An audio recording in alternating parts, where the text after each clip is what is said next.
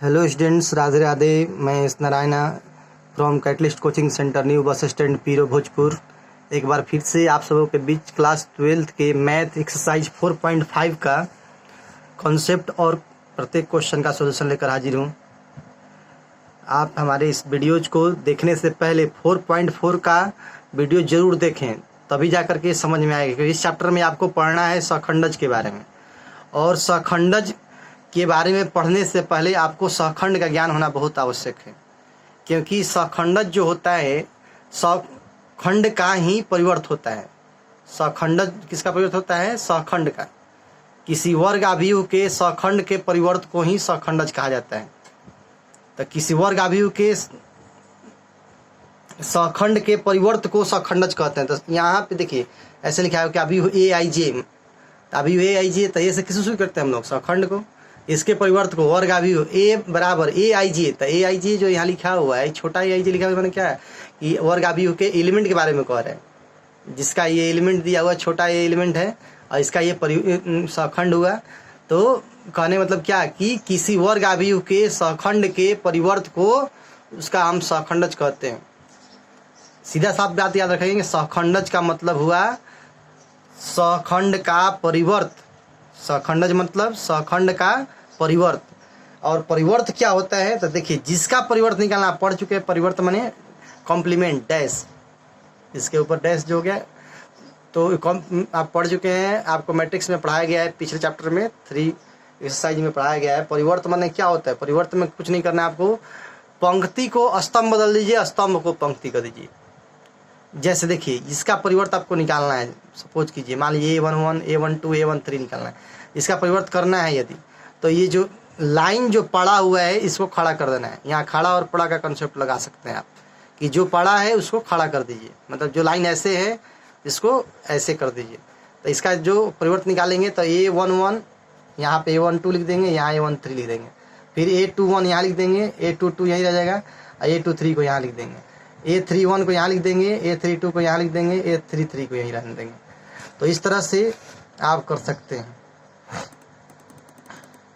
देखिए जैसे यहाँ हम लिखे हुए हैं आपको कि इसका सखंडज, सखंडज को सूचित करते हैं। इसका इंग्लिश होता है एडजॉइंट, तो इसलिए सूचित करते हैं इसको ADJ ए। ADJ ए मतलब एडजॉइंट ऑफ ए, मतलब ए का सखंडज।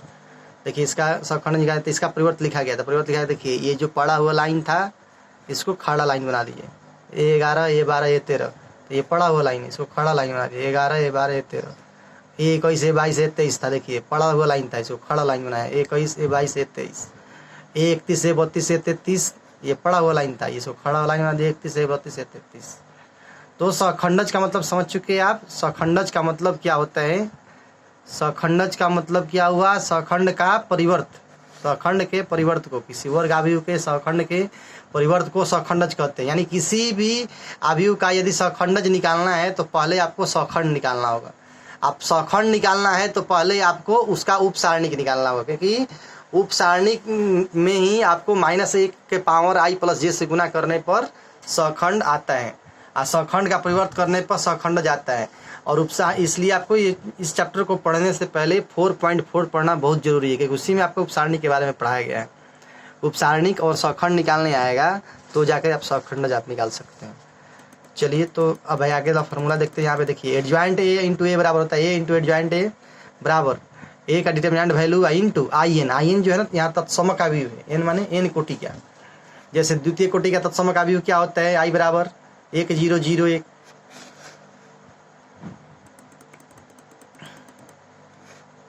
तृतीय कोटि का क्या होगा? 1 0 0 0 1 0 0 0 1।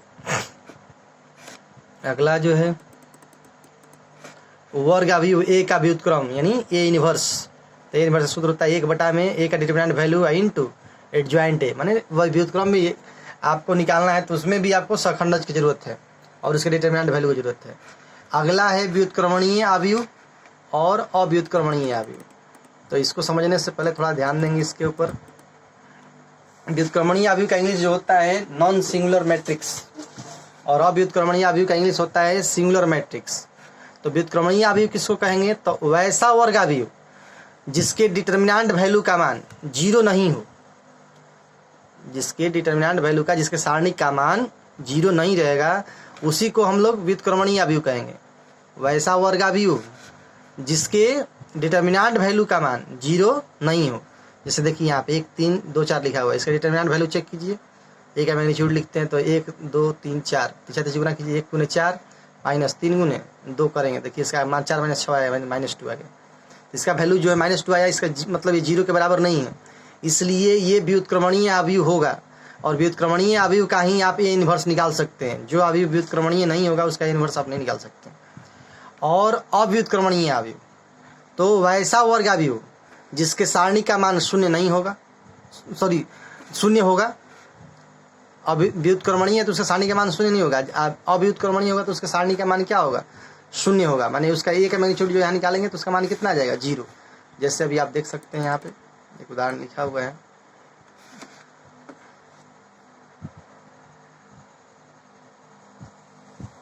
देखिए यहाँ लिखा हुआ है 1 4 2 8। देखिए 1 से 8 गुना होता है 8, 4 दूनी 8। इसका डिटरमिनेंट वैल्यू निकालिए 1 का, देखिए आगे आपको कितना आ गया? 0। तो इसलिए ये क्या होगा? एक अव्युत्क्रमणीय अवयव। इसका इन्वर्स नहीं निकाल सकते क्योंकि इसका डिटरमिनेंट वैल्यू क्या आ गया? 0। क्यों नहीं निकाल सकते? क्योंकि ऐसे भी देखिए आप ए इन्वर्स बराबर सूत्र अभी देखें ना कि 1 बटा होता है क्या? 1 बटा ए का मैग्नीट्यूड। अभी आप सूत्र देखें, देखिए ए इन्वर्स का सूत्र अभी देखें यहाँ पे 1 बटा ए का मैग्नीट्यूड। तो इसी का मान जब 0 हो जाएगा तो ये कैसे परिभाषित हो? 1 बटा 0 परिभाषित थोड़ी है। इसलिए आपको अव्युत्क्रमणीय अवयव का व्युत्क्रम नहीं निकलेगा। अव्युत्क्रमणीय अवयव किसको कहेंगे? जिसके डिटरमिनेंट वैल्यू का मान 0 आ जाए। और जिसके डिटरमिनेंट वैल्यू का मान 0 नहीं होगा वो क्या होगा? व्युत्क्रमणीय होगा। यहाँ पे 0 यदि मान नहीं रहेगा तभी जाकर के इसका इन्वर्स निकल सकता है। तो अभी आप देखें इसको, क्वेश्चन को।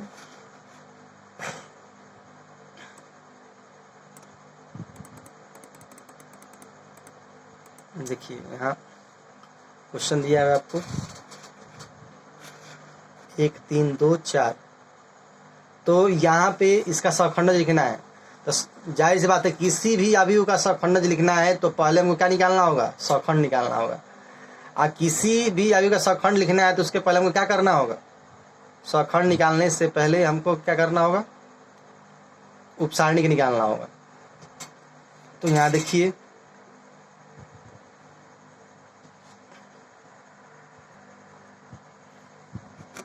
ये पहले यहाँ पे हमको अवयव 1 का उपसारणिक लिखना होता है। अवयव 1 का उपसारणिक लिखने का तरीका क्या होता है? अवयव के लिए सिंपल क्या होगा? स्मॉल ए, एक पहला पंक्ति का पहला अवयव है तो इसलिए 11 रहेगा। तो 1 के लिए उपसारणिक लिख रहे हैं तो जिसका उपसारणिक लिखना हो उसके पंक्ति और उसके स्तंभ को खत्म कर देना चाहिए। तो 1 वाले अवयव के पंक्ति को खत्म कीजिए और 1 के स्तंभ को खत्म कर दीजिए। तो 1 3 खत्म, 1 2 खत्म, तो क्या बच गया मेरे पास? 4। यानी A11 का उपसारणिक जो होगा, उपसारणिक सूचित करते हैं हम लोग इंग्लिश होता है, उपसारणिक का होता है माइनर, जैसे सूचित करते हैं उसको M से। तो ये M इसको लिख दिए और यहाँ पे 11 लगा इसलिए यहाँ पे 11 लगा दिए। तो M11 का जो मान हो गया कितना हो गया? 4। तो 1 के लिए उपसारणिक आ गया कितना? 4। तो 1 के लिए बात करते हैं सखंड का। तो सखंड का सूत्र क्या होता है? उपसारणी का गुण है -1 के पावर i प्लस j। तो उपसारणी का मान है 4 और गुण है -1 के पावर i प्लस j। तो i का मान कितना है? 1 और j का मान कितना है? 1। तो 1 का प्लस 1 यानी -1 के पावर 2 इंटू 4। तो 1 गुने 4 का देखें कितना आ गया? 4। यानी अवयव 1 का सखंड हमारा कितना आया? 4। अब देखिए अवयव 2 का सखंड लिखना है तो 2 के लिए इसका संकेत क्या बनेगा? तो स्मॉल ए, आई पहला लाइन में है तो 1, कौन नंबर अवयव? 1 2 नंबर अवयव है तो इसका यहाँ पे क्या होगा? 2। यानी 2 को किससे सूचित करते हैं हम लोग? A12 से। तो A12 का उपसारणिक क्या होगा? M12। तो 2 के लिए उपसारणिक लिखना है तो 2 के स्तंभ को खत्म कर दीजिए, 2 के पंक्ति को खत्म कर दीजिए, तो आपके पास क्या बच जाएगा? 3।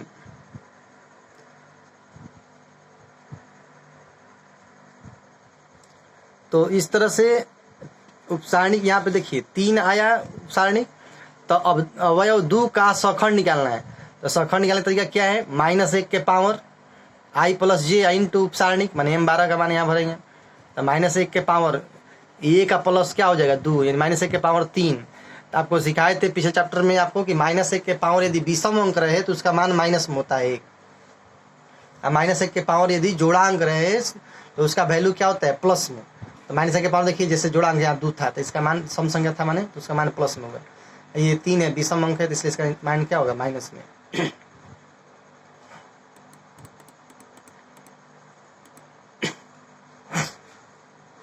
अब देखिए अवयव 3, तो अवयव 3 का उपसारणिक निकालेंगे इसी प्रकार से। तो अवयव 3 जो है ना दूसरा नंबर में है, देखिए दूसरा नंबर में है, और दूसरा नंबर का दूसरा नंबर का पहला अवयव है, तो इसलिए इसको सूचित करेंगे किससे हम लोग, A21 से। और 4 को सूचित करेंगे हम लोग A22 ले, क्योंकि दूसरा का दूसरा अवयव है, दूसरा पंक्ति का दूसरा अवयव। तो A21 के लिए जाहिर सी बात है उपसारणिक क्या होगा, M21। और M21 के लिए यदि बात करते हैं तो देखिए M21 का मान 3 के लिए उपसारणिक की बात करेंगे तो आप गौर कर सकते हैं 3 के लिए क्या होगा। तो 3 के लिए 3 वाला लाइन खत्म कीजिए, 3 वाला स्तंभ खत्म हो जाए तो बच जाएगा मेरे पास 2। तो इसलिए इसका उपसारणिक जो बन जाएगा आपको क्या बन जाएगा, M21 के मान आ गए 2। अब इसका सौखंड लिखना है तो -1 के पावर 2 + 1 × 2, -1 के पावर 3 यानी विषम अंक रहेगा, तो -1 × 2 = -2। इस तरह से अवयव 4 यानी A22 का उपसारणिक क्या होगा, M22, और M22 का मान आ गया 1। तो इसके सौखंड का मान निकालिए, 4 का सौखंड, तो -1 के पावर 2 + 2 कर देंगे यानी 4, तो इसका मान क्या हो जाएगा 1। -1 के पावर 4 का जुड़ांक का मतलब क्या होगा, प्लस में। अब देखिए जो अवयव दिया हुआ था उसका आपको निकालना है एडजॉइंट सखंडज। तो अवयव का सखंडज मतलब क्या होता है, अवयव के सखंड के परिवर्त को अवयव का सखंडज कहेंगे, यानी एडजॉइंट A बराबर सखंड का परिवर्त। सखंड यहाँ क्या क्या था, A11 A12 A21 A22 का परिवर्त। देखिए यहाँ लिख दिए एडजॉइंट A बराबर A11 A22 A11 A21 A12 A22। इसका परिवर्त माने इसका परिवर्त का मतलब क्या, कि A11 का मान आया था हमारा 4, A21 का वैल्यू आया था -2, A12 का आया था -3, A22 का आया था 1। इसका परिवर्त माने इसका डैश। और डैश लगाने का मतलब क्या होगा कि उल्टा कर दीजिए, इसको पंक्ति को स्तंभ बना दीजिए, स्तंभ को पंक्ति बना दीजिए। देखिए 4 - 3 पंक्ति है तो इसको स्तंभ कर दिए, 4 - 3 कर दिए। ये -2 देखिए दूसरा पंक्ति है तो इसको दूसरा स्तंभ बना दिए, -2 1 कर दिए। ठीक है, जो पड़ा है उसको खड़ा कर देना है। देखिए 4 - 3 पड़ा हुआ था, इसको खड़ा कर दिए, -2 1 पड़ा हुआ था, इसको खड़ा कर दिए। इस तरह से अभी आप हम क्वेश्चन नंबर 2 भी देखेंगे। तो ये 3x3 कोटि का है, 3x3 कोटि का अवयव है, तो इसमें भी वही आप रूल लगा सकते हैं। इसके लिए कोई नया आपको नियम लगाने की जरूरत नहीं है। देखिए एक के लिए पहले उपसारणिक लिखिए, तो जिसके लिए उपसारणिक लिखना है तो इसका उपसारणिक क्या निकाला आएगा, M11 निकाला कि इसको अवयव को कहेंगे हम लोग पहला पंक्ति का पहला अवयव, इसलिए इसको सूचित करेंगे किससे, A11 से। इसको सूचित करेंगे किससे, A12 से। इसको A13 से, पहला पंक्ति तीसरा अवयव है। इसको सूचित करेंगे दूसरा पंक्ति का पहला अवयव तो A21, इसके लिए A22, इसके संकेत A23 होगा। इसके लिए संकेत तीसरा का पहला है तो A31, इसके लिए A32, इसके लिए संकेत A33। इसके अलावा इसके लिए एक और चीज यहाँ इस्तेमाल करेंगे, इसके अवयव के उपसारणी को सूचित करेंगे M11, इसके लिए M12, इसके लिए M13, इसके लिए M21, इसके लिए M22, इसके लिए उपसारणी के लिए M23। इस तरह से आप सखंड लिखना होगा तो इसके लिए कैपिटल A से 11, कैपिटल A से 12, कैपिटल A के साथ में 13, ऐसे करके लिखेंगे। सपोज कि इसका उपसारणिक लिखना है तो जिसका भी उपसारणिक लिखना है तो उसका वैल्यू लिखने का तरीका आप बताए थे कि पंक्ति और स्तंभ को खत्म कीजिए, इसके पंक्ति को इसके स्तंभ को समाप्त कर देंगे तो बच जाएगा मेरे पास क्या, 3 5 0 1। यानी इसका उपसारणिक जो बनेगा एक का क्या बनेगा, 3 × 1 यानी 3, -0 × 5 यानी 0, यानी 3 - 0 यानी कितना बन जाएगा 3। तो देखिए अवयव 1 का उपसारणिक क्या बन गया आपको।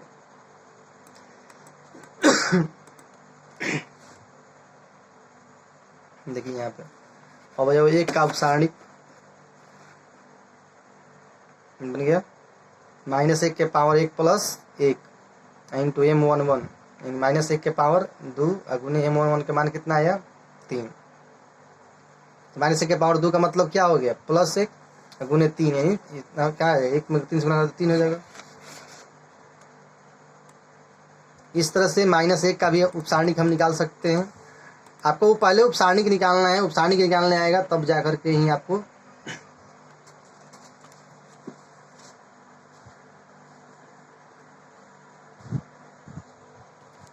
सखंड निकाल सकते हैं इसका।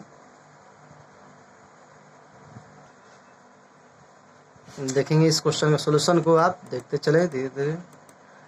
प्रत्येक एलिमेंट के लिए यहाँ पे आपको सारणिक और सखंड निकाला गया है।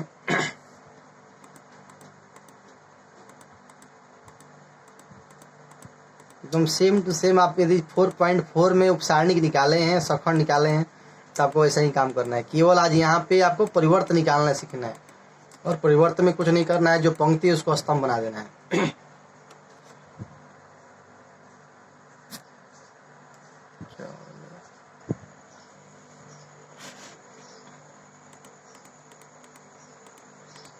प्रत्येक अवयव का यहाँ उपसारणिक और सखंड निकाला हुआ है। आप इसको देखेंगे एक बार।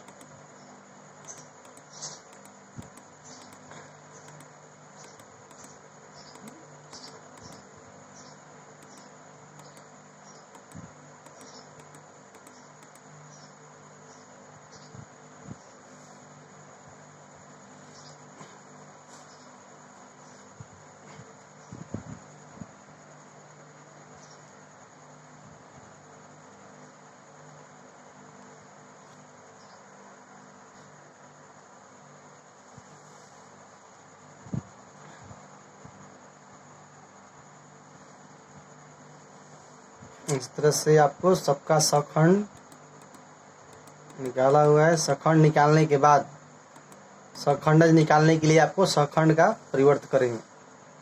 तो सब मान अभी आप देख लेंगे। इसके बाद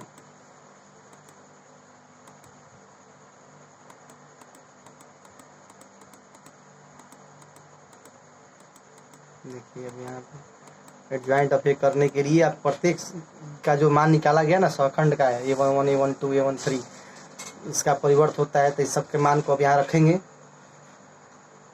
जो भी वैल्यू हमारा आया, यहाँ A11 का जो मान आया हो तो 3 आया, A12 का मान आया -12, A13 का मान आया 6, A21 का मान आया 1, A22 का मान आ गया 5, A23 का मान आ गया 2। इस तरह से हम रख देंगे सब वैल्यू।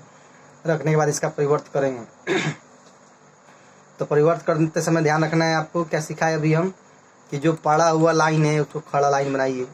तो 3 -12 6 है, तो ये पड़ा हुआ लाइन है इसको खड़ा लाइन बनाइए। 3 -12 6 करिए। 1 5 2 दूसरी लाइन बताइए, इसको दूसरा स्तंभ बना दिए, खड़ा कर दिए। 1 5 2 -11 1 -1 5 था, तो इसको खड़ा कर दिए। -11 -1 5 कर दिए।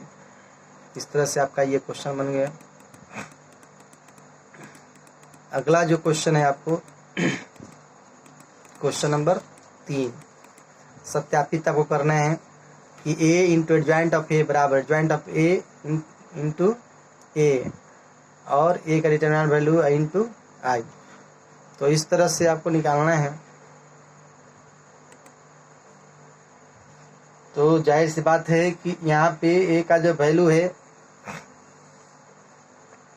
अभी मतलब 2 3 -4 -6, और यहाँ पे एडजॉइंट निकालना चाहेंगे। तो पर इसका एडजॉइंट निकालने के लिए हमको पहले निकालना होगा क्या, उपसारणिक। उपसारणिक के बाद में निकालना होगा इसका सखंड, तब जाके निकालना होगा क्या, इसका एडजॉइंट। और गुना करके देखेंगे दोनों का, और गुना करेंगे तो दोनों का यदि LHS का जो वैल्यू है वही वैल्यू आपको आना चाहिए किस में, RHS में। और इसके बाद एक और प्रूफ करना है आपको, A का मैग्नीट्यूड इंटू I।